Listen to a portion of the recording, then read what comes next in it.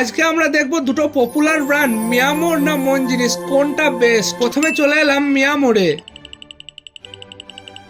আর এখানে ভিড় দেখো, অনেক ভ্যারাইটি শেষ হয়ে গেছে, কিন্তু এত ফেমাস শপে কিছু তো পাবোই, তাই ভালো একটা কিছু নিয়ে বেরিয়ে পড়লাম। তারপরে মন জিনিসে চলে এলাম, আর এখানে অনেক অপশন অ্যাভেলেবেল ছিল, তাই সেম জিনিস কিনে বেরিয়ে পড়লাম। গাইস, দুটো সব থেকেই চকো চিপস পেস্ট্রি নিয়েছি। এটা মিয়ামোরের চকো চিপসের পরিমাণ একটু কম, প্রাইস 30 টাকা। আর এটা মন জিনিসের চকো চিপসের পরিমাণ একটু বেশি কম্পেয়ার টু মিয়ামোর, প্রাইস 28 টাকা। প্রথমে মিয়ামোরের টেস্ট করা যাক।